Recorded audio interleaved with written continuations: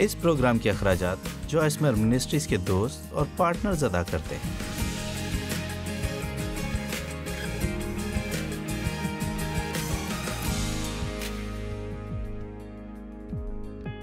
دکھ سے خالی راہ اس قابل نہیں کہ اس کی تلاش کی جائے، چونکہ وہ اگر آپ کو مل بھی جائے تو آپ جان لیں گے کہ وہ آپ کو منزل تک نہیں لے جا سکتی۔ ہمیں جلدی ہونے والے کام پسند ہیں، ہے نا؟ ہماری دعا اکثر ہوتی ہے خدا مجھے صبر دے اور پلیز جلدی کر۔ جانتے ایک مشروم راتوں رات اگ سکتی ہے؟ کیا کبھی کسی کے ساتھ ایسا ہوا کہ ایک دن آپ کا صحن بالکل خالی ہے اور اگلے دن آپ نے اس میں مشروم کا گچھا دیکھا؟ لیکن ایک بڑا بلوط یا ایک دیو کامت دیودار خاصا وقت لیتے ہیں۔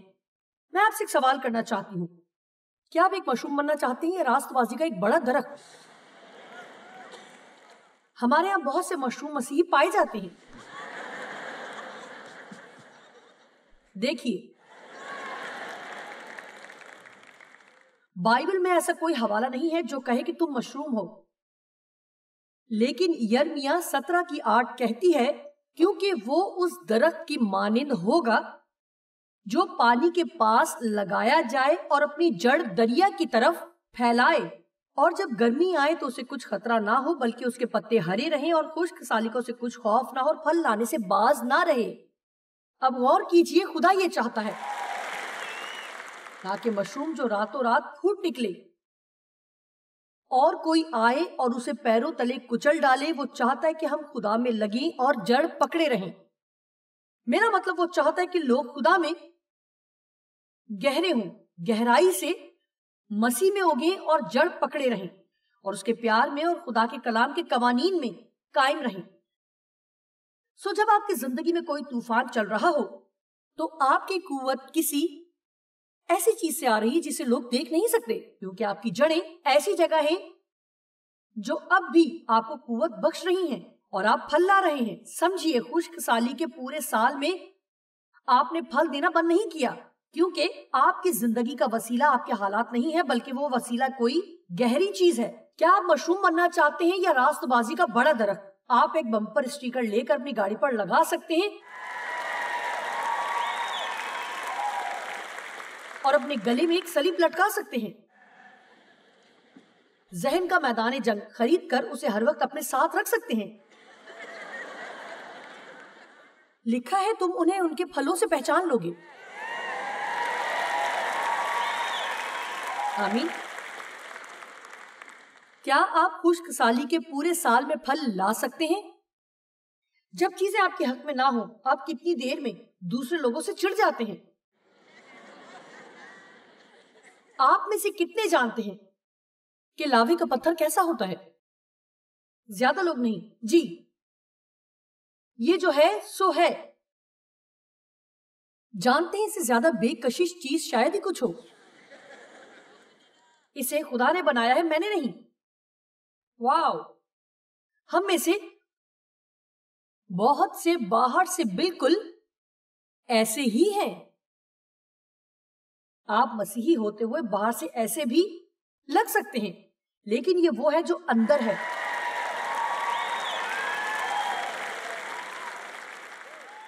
دیکھیں، مجھے لگتا ہے یہ ایک بہت اچھی مثال ہے۔ یہ ایسا ہے کہ خدا تو ہمیں حیران کر رہا ہے، باہر سے کوئی چیز اتنی بدصورت اور اندر سے اتنی اچھی کیسے لگ سکتی ہے؟ اور دیکھیں، جب یسوع ہماری زندگی میں آتا ہے تو ان ساری باتوں کا حل نکل آتا ہے۔ جو کام روح القدس اب نہیں کر رہا ہو، اسے آپ کے اندر سے باہر نکالنے کی کوشش کر رہا ہے، جہاں دنیا اسے دیکھ سکے اور اس سے کچھ فائدہ اور بھلائی حاصل کر سکے۔ جی، یہ ذرا تکلیف دہ ہوگا جب وہ ان ساری چیزوں کو آپ سے الگ کرے گا، لیکن وہ اچھی چیزوں کی چاہ میں ہے۔ میٹ، تم ٹیبل لے سکتے ہو۔ ہیرے دنیا کی سب سے قیمتی جواہرات میں سے ہیں۔ لوگ اچھے معیار کے ہیروں کی خاطر بڑی قیمت ادا کرتے ہیں، لیکن کیا آپ جانتے ہیں کہ ہیرے بہت ہی آہستہ آہستہ بنتے ہیں؟ کبھی کبھار ہزاروں سال لگ جاتے ہیں۔ وہ پہاڑوں میں یا زمین کے نیچے دفن ہوتے ہیں اور وہ ہیرے بلند درجہ حرارت کے باعث بہت زیادہ دباؤ میں بنتے ہیں، جبکہ وہ زمین کی گہرائیوں میں ہوتے ہیں۔ کیا آپ نے سنا جو میں نے کہا؟ اگر آپ خدا کے لیے ہیرا بننا چاہتے ہیں تو اس میں بڑی حرارت اور بڑا دباؤ لگے گا۔ کچھ راتیں دہکتے ہوئے آتش دان میں بہت سے لوگ ٹھہر جاتے ہیں، وہ درد پر آ کر ٹھہر جاتے ہیں اور پھر باقی کی زندگی وہیں گزارتے ہیں۔ جی، جو میرے باپ نے میرے ساتھ کیا میں اسے کبھی باہر نہیں نکل پائی۔ ہاں، آپ نکل سکتے ہیں۔ آپ نہ صرف نکل سکتے ہیں بلکہ اسے استعمال کر سکتے ہیں۔ آپ نے سنا؟ آپ نہ صرف اس سے نکل سکتے ہیں بلکہ خدا کو اسے استعمال کرنے دے سکتے ہیں۔ ہر مشکل بات جس سے آپ گزرتے ہیں، اگر آپ چاہیں تو اسے کچھ نہ کچھ فائدہ اٹھا سکتے ہیں۔ کیا آپ جانتے ہیں جب کوئی کسی کو کام پر رکھتا ہے تو چاہتا ہے کہ اسے تجربہ ہو۔ وہ کسی تجربے کار شخص کو رکھیں گے بجائے کسی ایسے شخص کے جس کے پاس تعلیم ہے لیکن تجربہ نہیں ہے۔ سو آپ بائبل کو پڑھ سکتے ہیں لیکن جب تک اس کے قوانین پر عمل درآمد نہیں کریں گے آپ کو تجربہ حاصل نہیں ہوگا۔ بائبل یسوع کے بارے میں بھی عبرانیوں 5 میں بات کرتی ہے اور کہتی ہے کہ جن باتوں کا اس نے تجربہ کیا وہ اسے ہمارا نجات دہندہ ہونے کے لائق ٹھہراتی ہیں۔ جن باتوں سے وہ گزرا وہ اسے ہمارا بڑا سردار کاہن ہونے کے لائق ٹھہراتی ہیں۔ وہ آپ کے اندر موجود ہر درد کو جانتا ہے، وہ بخوبی واقف ہے۔ اگر آپ لوگوں کی مدد کرنا چاہتے ہیں تو آپ کو کچھ باتوں سے گزرنا ہوگا۔ جو میں کہتی ہوں آپ یقین کرتے ہیں کیونکہ میں وہ بتاتی ہوں جس سے میں گزری ہوں۔ مجھے آپ کو کچھ بھی گھڑ کر بتانے کی ضرورت نہیں، میں جانتی ہوں کہ یہ آپ کی زندگی میں کام کرے گا۔ کتابوں کو پڑھا نہیں ہے میں نے، اصولوں پر عمل درآمد کیا ہے۔ اب جو آپ کر سکتے ہیں لوگوں کو معاف کریں، مکمل طور پر ان لوگوں کو معاف کریں جنہوں نے آپ کو دکھ پہنچایا۔ اس کے لیے کچھ حوصلہ درکار ہے۔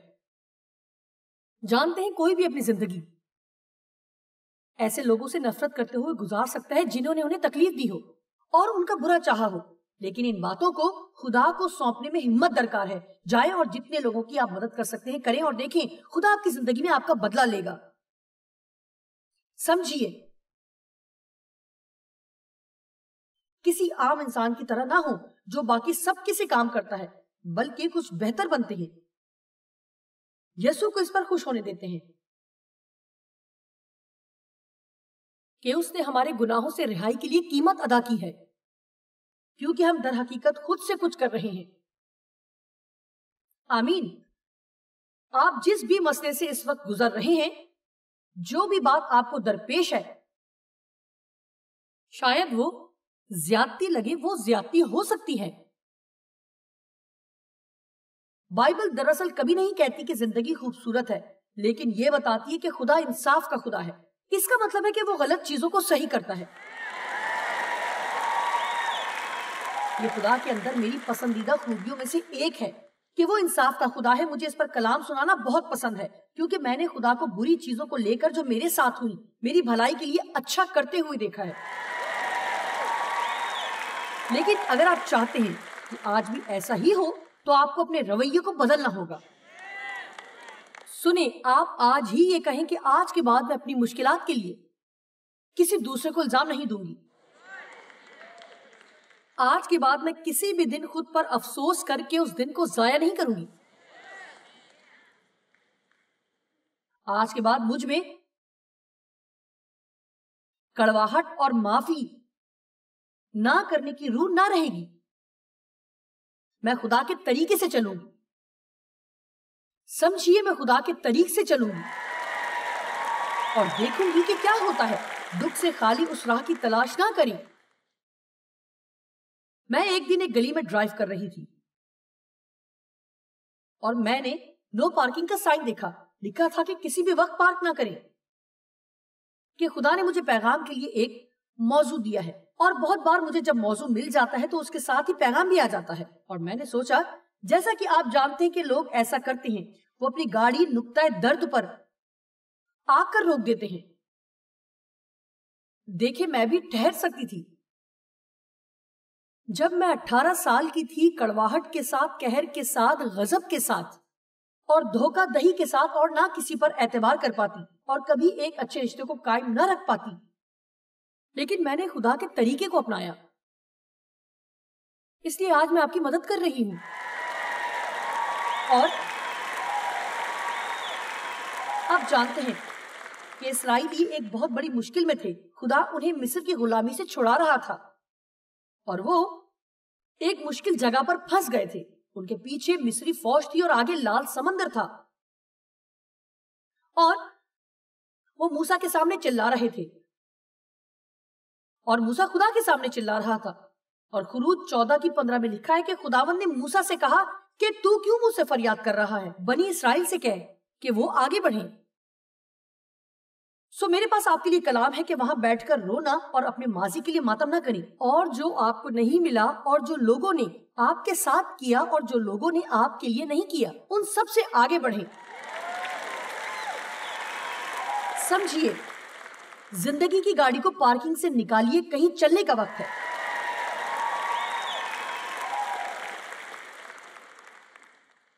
آپ جانتے ہیں ساؤل مسا شدہ بادشاہ تھا، اور سیموئیل نے ساؤل کی زندگی کی خاطر بڑا وقت لگایا۔ وہی تھا جس نے اسے مسا کیا، اور مجھے یقین ہے کہ وہاں بہت سا سیکھنا سکھانا چل رہا ہوگا۔ اور ساؤل تکبر سے بھر گیا، اور اس نے کھلے عام خدا سے بغاوت کی اور سوچا کہ اسے سچ میں وہ نہیں کرنا جو خدا نے کہا ہے، بلکہ وہ کچھ حد تک خدا کا کہا مان سکتا ہے اور ذرا ذرا اپنی مرضی کر سکتا ہے۔ اور میں ابھی آپ کو بتانے والی ہوں کہ یہ بالکل کام نہیں کرے گا۔ آپ ذرا خدا کا کہا اور ذرا اپنی مرضی نہیں کر سکتے۔ کیا آپ وہ حاصل کریں جو خدا چاہتا ہے؟ خدا سب کچھ چاہتا ہے یا کچھ نہیں چاہتا؟ اگر آپ خدا سے سمجھوتا کرنے کی کوشش کر رہے ہیں کہ تھوڑی خدا کی بات مان لیں اور تھوڑی اپنی مرضی کر لیں، تو آج کا دن فیصلے کے لیے اچھا ہے کہ آیا آپ خدا کی مرضی کو مکمل طور پر پورا کریں گے، یا پھر شاید کسی بھی منزل پر نہیں پہنچیں گے۔ جانتے ہیں کہ آج سے 40 یا کچھ سال پہلے میرے پاس واقعی تعلیم دینے کا موقع تھا۔ میں گھر پر ایک چھوٹی سی بائبل اسٹڈی کروایا کرتی تھی، اور مجھے کچھ نہیں آتا تھا، اور خدا نے مجھے کچھ بڑا کرنے کے لیے بلایا تھا، اور میرے پاس اس کے لیے تعلیم نہیں تھی۔ جو میں کر رہی تھی اسے بند کر کے بائبل اسکول نہیں جا سکتی تھی۔ اس وقت میرے ویسے ہی 3 بچے تھے اور مجھے پڑھنے کی ضرورت تھی اور میرے پاس وقت نہیں تھا کہ اس کے لیے پڑھ سکوں۔ ایک فل ٹائم کام، 3 بچے اور ایک شوہر، اور ہم اپنے چرچ کے پابند تھے۔ مجھے ایسا لگ رہا تھا کہ خدا چاہتا ہے کہ میں نوکری چھوڑ دوں، اور یہ ایک طرح سے احمقانہ لگ رہا تھا کیونکہ ہماری تنخواہ تب ہمارے بل سے کم ہو جاتی تھی۔ اور آپ جانتے ہیں کہ عام طور پر آپ اپنی نوکری نہیں چھوڑتے اگر آپ کی بل زیادہ ہوں اور تنخواہ آ رہی ہو، تو عموماً آپ لگے رہتے ہیں۔ لگتا جا رہا تھا کہ مجھے نوکری چھوڑ دینی چاہیے، اور میں نے خدا پر بھروسہ کیا، اور مہینے میں صرف $40 کی کمی ہو جاتی۔ اگر میں نوکری چھوڑ دیتی تب خدا کو ہمارے لیے مہینے میں $40 کا معاوضہ کرنا ہوتا تاکہ ہم اپنے بلز ادا کر سکیں، اور اس میں کچھ اور شامل نہیں تھا، مشکل سے بل ہی ادا ہو سکتے تھے۔ ڈیو اس بات کے لیے رضامند تھے اور کہا کہ اگر خدا تم سے یہ چاہتا ہے تو تم یہ کرو، جبکہ میں چاہتی کہ ڈیو مجھے بتائیں کہ کیا کرنا ہے اور کیا نہیں، اور وہ صرف اتنا کہہ دیتے کہ جو خدا کہتا ہے وہ تم کرو۔ سو یہاں یہ مضحکہ خیز کہانی ہے۔ میں نے اپنی فل ٹائم جاب چھوڑ دی اور مجھے ایک پارٹ ٹائم جاب مل گئی۔ اب سمجھے اس میں ایک پیغام ہے۔ میں اکثر سوچتی تھی کہ کتنی عجیب بات ہے، میں خدا کی فرما برداری کرنے کی کوشش کر رہی تھی تو بھی مجھے اپنی فکر تھی۔ خدا مجھے ایسی حالت میں ڈالنا چاہتا تھا جہاں میں اس پر توکل کر سکوں، کیونکہ خدا اس وقت کو میری زندگی میں استعمال کرنا چاہتا تھا کہ مجھے زندگی کے اس وقت کے لیے تیار کر سکے، جہاں اگر آپ پیسوں کی اس رقم کو جانتے ہو جس کو لے کر ہر ہفتے ہمیں خدا پر توکل کرنا ہوتا ہے۔ او میرے خدا، بہت وقت گزر گیا، میں نے گننا چھوڑ دیا ہے۔ ٹی وی پر ہمیں دیکھ کر تمام لوگ خوش ہوتے ہیں اور یہاں پر آنے کے لیے ہمیں تمام بلز ادا کرنے ہوتے ہیں۔ اور میں نہیں جانتی کہ اس کا انتظام کہاں سے ہوگا، لیکن خدا نے مجھے سکھایا کہ کس طرح $40 مہینے کی خاطر اس پر توکل کر سکوں، لیکن میں ایسا نہیں کرنا چاہتی تھی۔ دیکھیں، ہم ہر طرح سے خدا پر توکل نہیں کرنا چاہتے، ہم خدا پر توکل کرتے ہیں، لیکن ہمارے ذہن میں ہمیشہ ہی پشت پناہی کے لیے منصوبہ ہوتا ہے۔ سمجھیں کہ ہمارے ذہنوں میں منصوبہ اس صورت میں تیار ہے اگر خدا نہیں آتا۔ سو میں نے ایک پارٹ ٹائم جاب ڈھونڈی، اور خدا کو مجھے بتانے میں زیادہ دیر نہیں لگی کیونکہ مجھے میری پارٹ ٹائم جاب سے نکال دیا گیا۔ میں اس نسل کی ملازمہ نہیں تھی جسے کبھی نوکری سے نکالا گیا ہو۔ میرا مطلب میں بہت محنتی تھی، میں اپنے کام میں اچھی تھی، اور مجھے نکال دیا گیا۔ سو یہ بات میرے لیے بڑی واضح ہو گئی کہ خدا نے کہا کہ چھوڑ دے۔ آپ ہرگز ایسا نہیں کر سکتے کہ تھوڑا خدا کا کہا بھی کریں اور تھوڑے اپنے من کا کہا بھی کریں۔ سمجھے میں کس سے بات کر رہی ہوں؟ اگر آپ زندگی کا اچھا معیار چاہتے ہیں تو آپ نے کہا کہ آپ چاہتے ہیں، تو آج آپ کو ایک فیصلہ کرنا ہوگا۔ آج کا دن وہ دن ہے جس میں میں خدا کے طریقے کو اپنانے کا فیصلہ کرتی ہوں۔ میں صرف اتوار کو مسیحی نہیں بنوں گی کہ سوموار کو پھر گناہگار بن جاؤں۔ صرف تب مسیحی نہیں جب مسیحی دوستوں کے ساتھ ہوں، اور جب ان دوستوں کے ساتھ ہوں جو اتنے مسیحی نہیں تو اتنا مسیحی نہ رہوں۔ تیار رہیں، اگر آپ کو دوستوں کو کھونا بھی پڑے آپ خدا سے جڑے رہیں گے۔ نوکری کھو دینے کے باوجود آپ خدا سے جڑے رہیں گے۔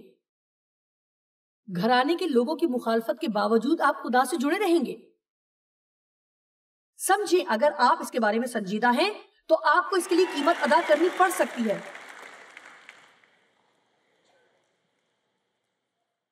نجات مفت ہے، لیکن فتح کبھی کبھی قربانیاں مانگتی ہے۔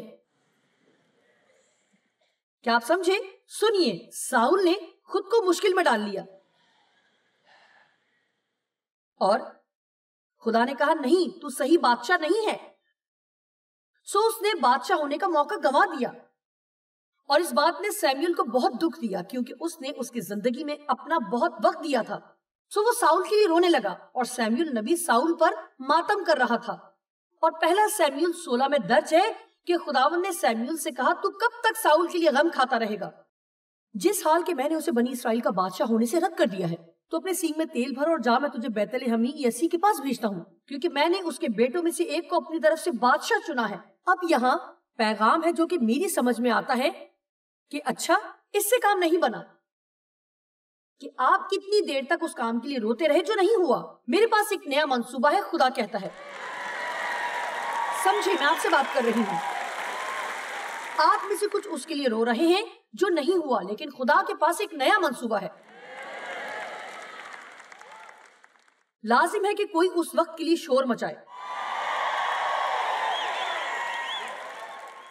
ٹھیک ہے، آپ نے کچھ کھو دیا، آپ ایک وقت کے لیے روئے۔ اب وقت ہے کہ گاڑی کو چلائیں اور آگے بڑھیں، کیونکہ میرے پاس ایک نیا منصوبہ ہے۔ اب میں آپ کو بتاؤں، خدا کبھی بھی منصوبے کے بنا نہیں ہوتا۔ اگر کوئی منصوبہ بگاڑ دیا ہے تو منصوبہ نمبر 2 اتنا بہترین ہے جتنا منصوبہ نمبر 1 بھی نہیں تھا، کیونکہ یہاں خدا ہے۔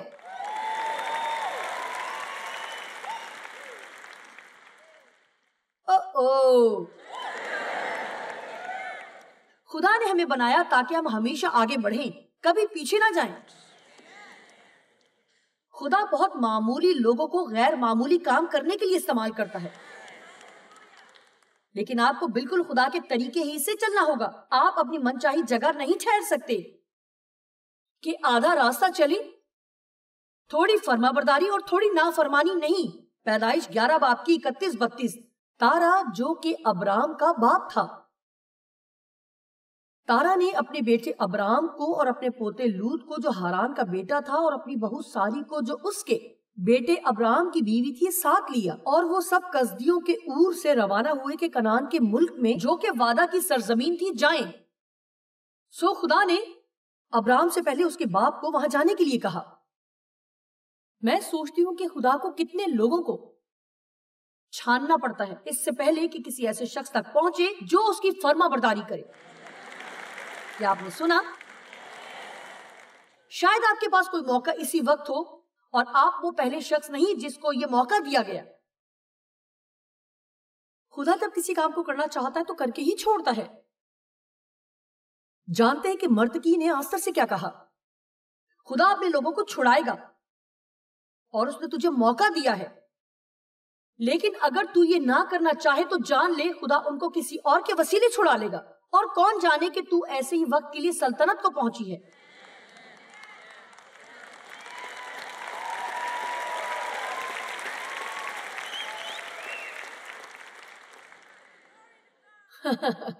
بہرحال تارا نے اپنے بیٹے ابرام کو، لوط کو اور ساری کو لیا اور کنعان کا رخ کیا، مگر وہ ہاران تک پہنچے جو کہ اور سے قریباً 550 میل شمال مغرب میں تھا، اور وہ وہاں ٹھہر گئے. آپ میں سے کچھ ہیں جو ٹھہر گئے ہیں. آپ جسے حاصل کرنے نکلے تھے اس سے کہیں کم پر ٹھہر گئے ہیں. کیا کوئی جاگ کر سن رہا ہے؟ اسے سمجھیں. تارا کی عمر 205 برس کی ہوئی اور اس نے ہاران میں وفات پائی. جہاں وہ ٹھہر گیا وہیں اس نے وفات پائی. میں نے مووی دیکھی جو کہ میں آپ کو بھی تجویز کروں گی. اس کا نام تھا لیڈی ان دا وین. کیا کسی نے یہاں یہ مووی دیکھ رکھی ہے؟ کسی نے نہیں؟ آپ نے دیکھی ہے؟ اوکے. میں نے یہ 2 بار دیکھی ہے. یہ ایک سچی کہانی پر مبنی ہے اور یہ ایک عورت کے بارے میں ہے جس کی موت دراصل وہاں ہوئی جہاں اس نے گاڑی کھڑی کی تھی. اور یہ سچی کہانی ہے. اس کا نام مس شیفرڈ تھا جو کہ ایک بے گھر خانہ بدوش ہے اور پچھلے 15 سال سے ایک یلو وین میں لندن میں ایک شخص کے ڈرائیو وے میں رہتی ہے جس کا نام ایلن بینٹ ہے. اب وہ اپنی وین کو جہاں بھی پارک کر سکتی کر دیتی اور اسی کے اندر رہا کرتی، لیکن اس کو پتا چلتا ہے کہ اس کو کوئی امداد مل سکتی ہے، حکومتی امداد، اگر اس کا کوئی مستقل پتہ ہو.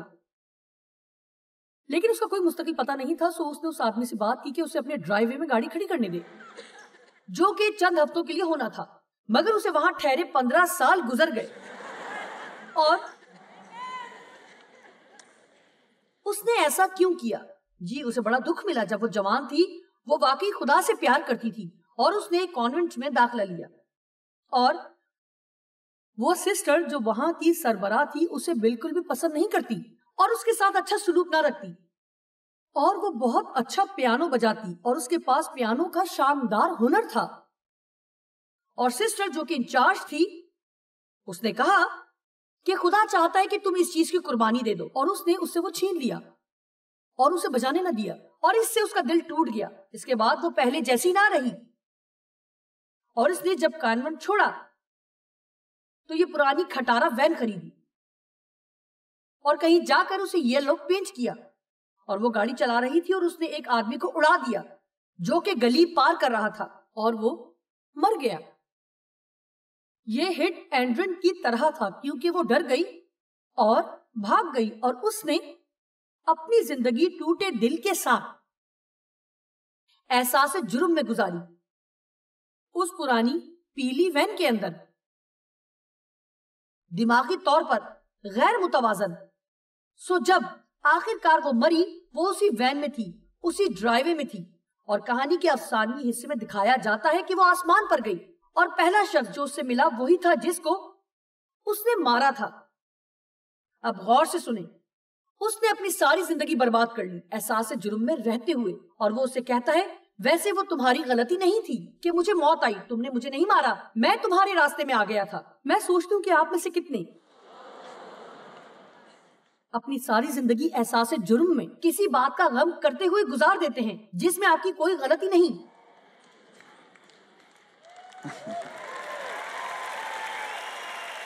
غور کریں. اب میں کتنے سال تک سوچتی رہی کہ میں کہاں غلط تھی کہ میرے باپ نے میرے ساتھ زیادتی کی، اور کیوں میری ماں نے مجھ سے پیار نہیں کیا کہ مجھے اس سے دور رکھتی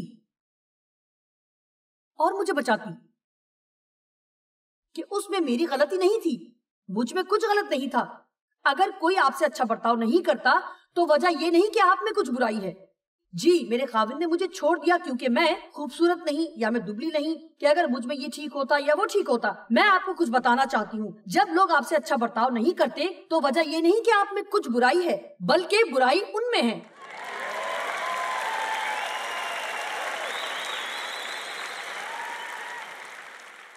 آج کا دن آپ کے لیے یہ کہنے کا ہے کہ میں اپنے لیے اب سے دکھی نہیں ہوں گی کہ کسی نے مجھے رد کیا، میں اب سے اپنے دل میں غم نہیں کروں گی کہ کسی نے میرے ساتھ اچھا سلوک نہیں کیا۔ میں زندگی کی گاڑی کو آگے بڑھا رہی ہوں جسے میں نے نقطۂ درد پر بہت عرصے سے کھڑا کر کے رکھا ہے۔ میں اس گاڑی کو اب کھڑا رہنے نہیں دوں گی، میں اب بدلاؤ دیکھنا چاہتی ہوں، میں وہ بہترین زندگی چاہتی ہوں جو خدا نے میرے لیے رکھی ہے، اور اب میرے لیے آگے بڑھنے کا وقت ہے۔